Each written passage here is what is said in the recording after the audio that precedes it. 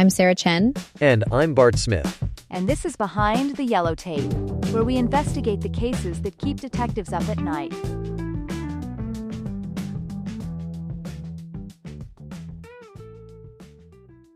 Okay, so you guys really wanted us to do a deep dive on the Long Island serial killer case. Mm-hmm. And Yeah, let's just say this one is going to be a wild ride. definitely. This case is full of twists and turns and dead ends, and it's really left investigators scratching their heads, even still today. Yeah, it's a real head scratcher, this one. It really is. Like, where do you even begin with a case like this? You've got so many layers to unravel. Right. You've got the victims. You've got all the suspects over the years, and the theories just keep on coming. Absolutely. I mean, even the name itself is a clue to how complex this thing is. Okay, I'm listening. So you've got the Long Island serial killer, right? Yeah. But then you've also got the Gilgo Beach killer. And then to make things even more confusing, you've got the Craigslist Ripper. Now, those are three different names. Yeah. But they all refer to the same case. Right. So why the different names? Well, it all comes down to how this investigation unfolded over time. Okay, that makes sense. Each name represents a different stage, a different layer of this really complex story. Okay, so let's try to break it down then. Okay. Where do we even begin with a case that spans decades? Right. I mean, we're talking about murders that could be linked to this case that date all the way back to 1996. Yeah, like way before the official investigation even started. Right, so we're not talking about some straightforward case with a clear-cut beginning. Not at all. It's murky from the start. Yeah, and it gets even more complicated when you realize that some of these early victims, Yeah. they were never even identified for years. Really? Yeah, we're talking about Peaches, Cherries, and Fire Island Jane Doe. Wow. It wasn't until much later, until those big discoveries in 2010, that investigators were able to connect those cases to the Long Island serial killer. So for all that time, they were just lost in the system. Exactly, just another face in the missing persons file. That's heartbreaking. Yeah, and it makes you realize just how easy it is for people to fall through the cracks. And on top of all that, even when the official investigation kicked off, Right, it's not like things got any easier. right. I mean, you had all these disappearances happening throughout the 2000s, primarily women. Yeah, and often sex workers on Long Island. Right. It's like this creeping fear was starting to take hold. Yeah. Like something bad was happening, but nobody knew exactly what or who was behind It it. was like a slow burn. Yeah, exactly, like a slow burn, until December 2010 when everything changed. What happened in December 2010? That's when the police searching for a missing woman named Shannon Gilbert made a horrific discovery. Okay. 4 bodies. Oh, my God. They found 4 bodies along Ocean Parkway. That was the turning point. That really blew the case wide open. Yeah, suddenly this case that had been simmering beneath the surface exploded into the headlines. And it wasn't just the 4 bodies. Oh, no. It was like every few months they were finding more and more remains scattered along that same stretch of highway. It was like the ground was giving up its secrets. Yeah. It's a horrifying thought. And as if that wasn't bad enough, they even found a toddler. Oh, God. A little child caught up in all of this. That's just... It really drives home the human cost of this tragedy. It really does. So we've got these early victims in the 90s, then the disappearances throughout the 2000s, and finally the bodies along Ocean Parkway in 2010. Yeah, it's a complex timeline, and it doesn't even end there because Shanann Gilbert's remains. Right. They weren't found until December 2011? A year later. Yeah, almost a year to the day after they found the first 4 victims. And what about Shanann Gilbert? Was she ever officially linked to the Long Island serial killer? That's the thing. Right. Case is still a mystery. Really? Yeah, they found her body near the others, Right. but the official ruling was that her death was accidental. So she wasn't a victim of the Long Island serial killer. We don't know for sure. It's one of those lingering questions that haunts this case. Wow. So even with all the evidence, they still haven't been able to definitively link her to the other victims. Nope. And it just adds another layer of complexity to an already complex case. So where do we go from there? Well, the investigation continued, and you had new discoveries like that belt that was released as potential evidence in 2020. Right, the belt. That was a big deal. And then in 2023, bam, Rex Hoyerman gets arrested. Yeah, that came as a shock to everyone. It seemed like this case had gone cold. It really did. And then suddenly, this architect from Long Island is arrested and charged with being the Long Island serial killer. It's crazy how these things happen. Life is stranger than fiction. It really is. So we'll get into the nitty-gritty of the investigation and all the key players a little later. Sounds good. But before we do, I think it's important to take a step back And remember the victims in all of this. I agree. It's easy to get caught up in the details. Absolutely. But at the end of the day, these were real people with families and friends who loved them. And whose lives were tragically cut short. Exactly. It's tough, isn't it? Like, you get caught up in all the details of the investigation, and you almost forget that there are real people behind all of this. Oh, absolutely. These weren't just names on a police file. These were daughters, sisters, mothers. Friends. Exactly. People with hopes and dreams and lives that were cut tragically short. Let's talk about some of those people. Like Melissa Barthelemy. Melissa, She was young, right? so young. Only 24 when she disappeared back in 2009. And what was her story? Well, from what her family has said, she was a real light in their lives, full of energy, always smiling. It's hard to imagine what they must have gone through. I can't even imagine the pain of losing a child like that, and the not knowing, the waiting and wondering. And hoping against hope. Yeah, and to then find out that she was one of the victims found along Ocean Parkway. Just devastating. It really is. And sadly, her story is just one of many in this case. Right, then you have Megan Waterman. Megan disappeared just a year later in 2010. She was only 22 herself. So young. What do we know about her? Well, she was a mom, actually. Oh, Yeah, she had a young daughter, and she came to Long Island from Maine looking for work. trying to make a better life for herself and her little girl? Exactly. And then she just vanished. Leaving her family to pick up the pieces. Yeah, they never gave up hope, though. They kept searching for her, holding onto the belief that she was still out there somewhere. It's both heartbreaking and inspiring at the same time. It really is. Yeah. And then there's Amberlynn Costello. She was a bit older, right? She was 27 when she disappeared.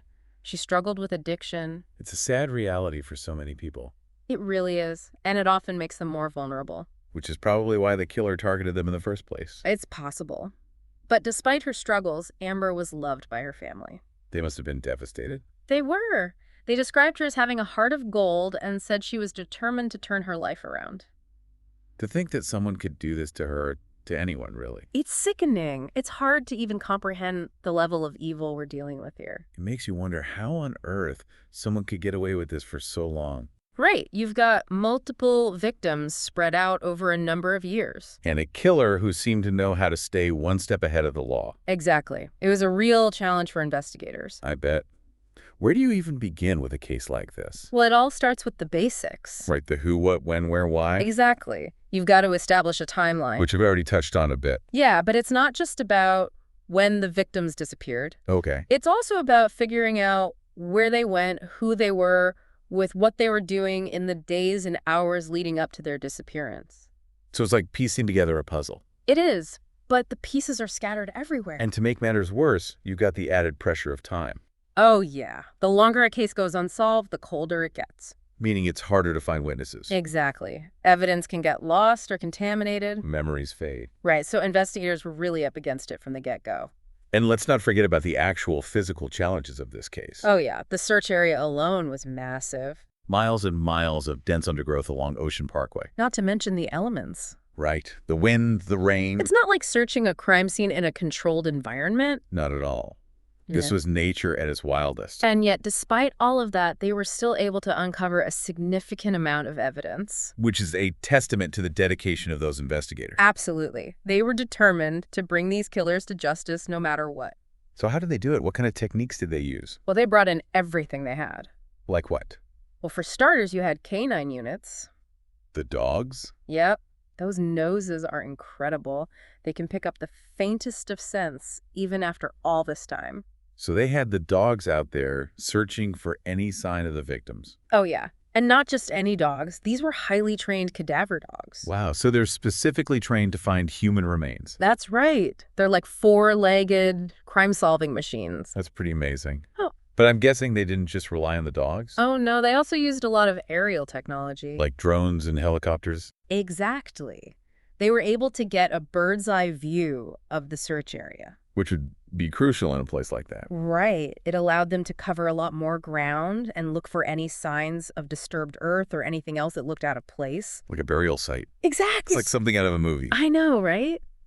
But this was real life with real victims. And real families who needed answers. And that's what kept those investigators going. They knew they couldn't give up. So they had the dogs, they had the aerial technology. What else? Well, then there's the forensic work. Right, all the DNA analysis and trace evidence. Exactly. That's where things start to get really technical. So we've got all this physical evidence, but Yeah. this was also the era of, like, Craigslist and online dating started to become a thing. Right. And we know that a lot of the victims were using those platforms. Yeah, that definitely added a whole other layer to the investigation. I bet.